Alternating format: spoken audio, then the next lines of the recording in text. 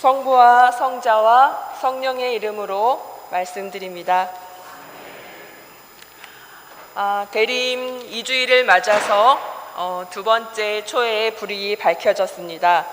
이 자리에 함께하신 교우 여러분 반갑습니다. 10월부터 교회학교에서 학생회를 맡아서 예배를 드리다 보니 이 자리에서 여러분을 뵙는 것이 참 오랜만이라는 생각이 듭니다. 일상에서 지내면서 예배 전후로 인사를 드리거나 하기는 하지만 저는 학생회 예배를 드리니까 오히려 집에 가서 유튜브로 예배를 보고 교회 소식을 듣게 되기도 합니다.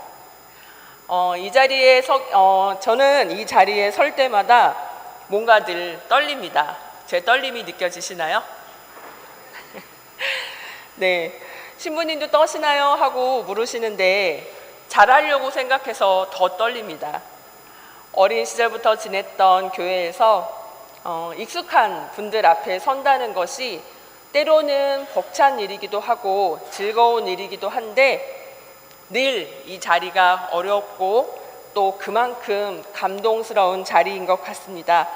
제 마음속 어딘가에 몽글몽글 이렇게 설레임이 올라오고 있는데 주님을 기다리는 여러분의 마음에도 이러한 설레임과 또 새로운 뭔가의 그런 마음이 느껴지셨으면 좋겠습니다. 주보에도 김홍일 신부님이 적어주셨는데 저희는 대림초를 사용하고 집에도 대림초를 장식하고 초의 불을 밝히면서 주님이 오시기를 기다리며 지냅니다.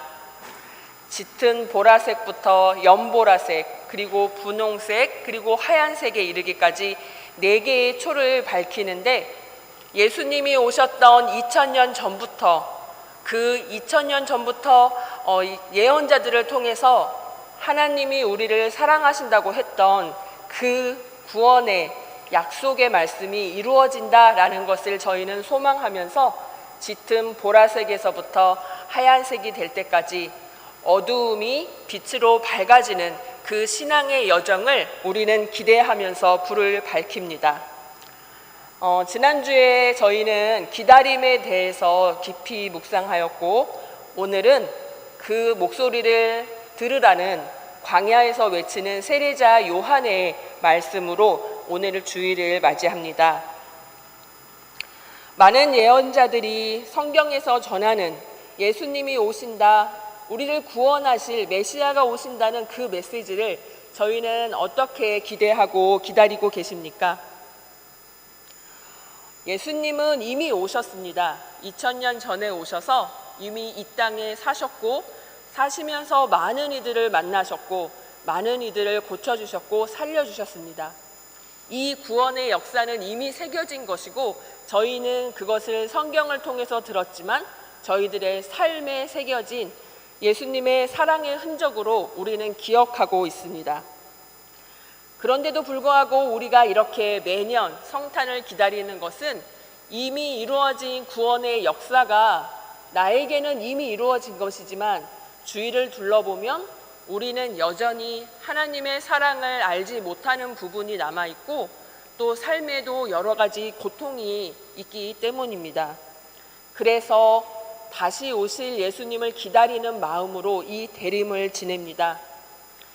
이미 오셨지만 다시 오실 아직 오지 않으신 그 예수님의 시간의 사이를 우리는 살고 있습니다. 다시 오실 예수님을 기다리며 산다는 것이 우리의 삶에 어떤 의미가 있을까요?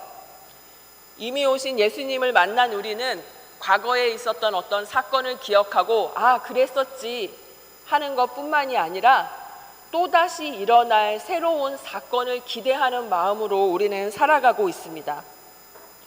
매년 성탄을 기다리는 우리는 광야에서 외치는 세례자 요한의 목소리를 듣습니다. 회개하고 세례를 받아라. 그러면 죄를 용서받을 것이다 하는 그 목소리가 오늘을 살아가는 우리에게 어떤 의미가 있을까요? 그 당시에는 세례자 요한의 목소리를 듣고 본인들의 삶의 자리를 떠나서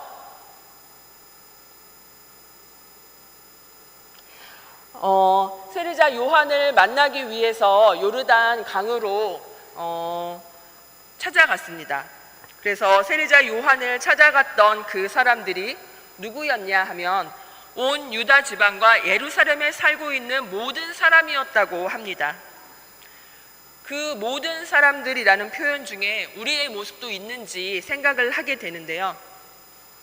세례자 요한을 찾아와서 죄를 고백하고 요르단강에서 세례를 받았다고 합니다. 그 자리에 저도 있었으면 좋았을 텐데 저는 2000년 후에 태어나서 그 자리에 있지 않죠. 하지만 부모님의 귀한 선물로 저는 유아 세례를 받았고 오늘 이 자리에 있습니다. 여러분은 세례를 받는 그 순간 떠올리십니까? 그 기억을 떠올리십니까? 저는 대림절의 선물로 세례를 준비하는 한 청년과 이 대림 기간을 지내고 있는데요. 예수님을 잘 모르고 성경을 펴서 읽어본 적이 없고 이 예배에도 사랑하는 사람의 초대에 응하는 마음으로 예배를 참석한 한 청년이 있습니다. 그 청년과 이야기를 하다 보면 제가 처음에 예수님의 사랑을 받아들이고 또 저는 유아 세례였지만 제 의지로 신앙의 길을 걷겠다고 고백했던 그 순간이 떠오릅니다. 여러분들도 본인이 예수님을 따라 살겠다고 마음 먹었던 그 순간의 그 기억이 떠올랐으면 좋겠습니다. 우리가 죄를 고백하고 세례를 받는다는 것은 더 이상 보잘것없이 작은 죄인의 모습으로 사는 우리지만 여전히 부족하고 여전히 연약한 모습을 가지고 있지만 이제 빛의 길을 걸어가는 자로 그 약속을 믿는 자로 살아가겠다는 용기 있는 고백이기도 합니다. 그럼에도 불구하고 우리는 마음에 세례자 요한의 외침이 있는 광야를 지금도 느끼는 때가 있습니다. 이사야서를 저희는 읽었는데요. 이사야서 40장 1절부터 11절에 보면 사막의 열풍 가운데서 풀은 시들고 꽃은 진다고 예언자가 이야기합니다. 그럼에도 불구하고 하나님의 말씀에 의지해서 열매 맺는 그 날을 희망한다는 예언자의 목소리가 있습니다. 이 이사야서의 40장은 이사야서 40장부터 66절까지가 이사야서의 후반부의 시작이에요. 포로기에 잡혀가서 고통받는 이들에게 들려주는 이야기, 위로의 이야기를 떠나서 이제는 희망의 목소리를 들려줍니다. 전능하신 하나님께서 우리의 구원자가 되신다는 소망의 예언의 시작입니다. 오늘 읽지는 않았지만 오늘 읽은 이사야서 40장의 31절에 가면 또 희망찬 메시지가 써져 있습니다. 야훼를 믿고 바라는 사람은 새 힘이 솟아나리라. 날개쳐 솟아오르는 독수리처럼 아무리 뛰어도 고난하지 아니하고 아무리 걸어도 지치지 아니하리라는 말씀이 적혀 있습니다. 이 희망의 시작이 대림 2주일을 맞은 저희들에게도 마음에 와 닿는데요. 오늘 읽은 성경 말씀에는 사막의 열풍 가운데서도 꽃은 시들고 꽃은 진다고 이야기합니다. 대림초가 이렇게 어둠을 상징하는 짙은 보라에서 옅은 보라 그리고 핑크 하얀색으로 빛으로 이어지는데 여러분은 삶의 자리에서 정말 풀이 마르고 꽃이 지는 그런 사막의 뜨거운 바람을 느끼실 때가 있으십니까? 또는 그냥 늘 그랬던 것처럼 주님께서 지켜주시는 그 날들이 그날이 그날 같아서 새로울 것이 없는, 그래서 무언가 기대할 것도 없는 그렇게 채워진 날들로 살아가시는 분도 계실지 모르겠습니다. 우리가 지난 한 해를 돌아보면 사랑받고 사랑했던 그런 기억으로 채워진 날들이 떠오르는 분들도 계시겠죠. 그리고 사랑받지 못하고 사랑하지 못했던 그런 기억들이 떠오르는 분들도 계실 겁니다. 저는 이제 부모님하고 살면서 상처에 대한 이야기를 많이 주고받아요. 어린 시절 이랬다, 저랬다, 이게 좋았다, 이게 나빴다. 이게 70대가 되신 부모님과 50대가 된 딸이 주고받기에는 조금 유치한 이야기지만, 어린 시절에 이래서 좋았다, 이럴 땐 사랑받는다고 느꼈다, 이럴 땐 너무너무 싫었어요, 이럴 때는 사랑받지 못한다고 느꼈어요. 그런 이야기를 이제 와서 합니다. 이런 이야기를 하는 제가 예전에 어떤 영상을 봤어요. 엄마가 딸에게 이리 와보렴 하면서 딸을 부릅니다. 엄마 옆에 딸이 앉아 있는데, 엄마가 딸에게 너가 행복한 나날을 보내고 있는데 누군가가 상처되는 말을 하고 네가 싫어하는 행동을 했을 때 넌 그 부정적인 생각을 어떻게 없앨 수 있을까?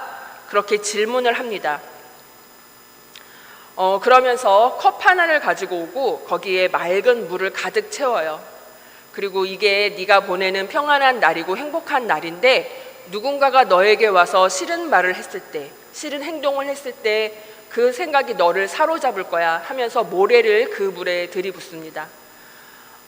모래가 그 물에 섞이니까 투명했던 잔이 이렇게 망가지면서 모래의 그 흙탕물이 되면서 이렇게 물을 엄마가 막 휘저어요. 그러니까 밑에 이렇게 가라앉을 틈도 없이 그렇게 모래가 온 물을 물들여 버립니다. 그랬더니 그 아이는 그 모래를 어떻게 물에서 꺼낼까 하면서 이렇게 곰곰이 생각에 잠기는 거죠. 우리가 누군가가 싫어하는 말, 싫어하는 행동을 했을 때 우리의 맑은 마음을 더럽힌 그 말하고 행동에 사로잡힐 때가 있어요. 그래서 온통 맑은 물로 행복했던 날들이 엉망진창이 되었다고 느껴버립니다. 하지만 그 모래를 없애는 방법은 여러 가지가 있겠죠. 그 모래를 하나하나 건져내거나 아니면 고운 채나 필터로 걸러서 다시 맑게 하거나, 어쨌든 마음을 쏟아내는 작업이 필요한 것 같습니다. 그런데 그 엄마는 맑은 물이 담겨있는 큰 주전자를 가져와서 그 컵에 들이붓기 시작합니다. 물이 넘쳐 흐르더니 그 안에 영원히 잠겨있을 것만 같던 물보다 훨씬 무거운 모래들이 물과 함께 컵 밖으로 흘러 넘치기 시작합니다. 그러면서 점점 흙탕물이 맑아지기 시작해요. 그래서 그 컵 안에 들어있는 물이 아주 맑아질 때까지 엄마는 맑은 물을 들이붓습니다. 그러면서 엄마는 딸에게 가르쳐주는 거예요. 부정적인 생각에 사로잡혀서 너의 마음이 엉망진창이 되었다고 느끼는 그때에 그 부정적인 것들을 보고 있으면 너의 마음은 영원히 평온해지지 않을 거야. 하지만 너를 사랑하는 사람의 따뜻한 말, 따뜻한 행동을 떠올리고 그것들을 충분히 느끼기 시작한다면 이 컵에 맑은 물이 계속 들이부어지는 것처럼 내 마음은 다시 맑아지고 평온해질 거야 라고 엄마는 딸에게 알려줍니다. 지난 한 해를 돌아보면 참 많은 일들이 있었고 상처도 받았겠지만 사랑도 받았습니다. 그리고 받은 만큼 사랑도 했던 해였습니다. 저희들의 삶이 그렇게 늘 차오르는 맑은 물처럼 따뜻한 사람들과의 관계 속에서 평안하기를 바랍니다. 오늘 이 독서의 마지막 인사에는 사랑하는 여러분은 그날을 기다리고 있으니만큼 티와 흠이 없이 살면서 하느님과 화목한 사람이 되도록 노력하십시오. 그리고 우리 주님께서 오래 참으시는 것도 모든 사람에게 구원받을 기회를 주시려는 것이라고 생각하십시오 라고 적혀 있습니다.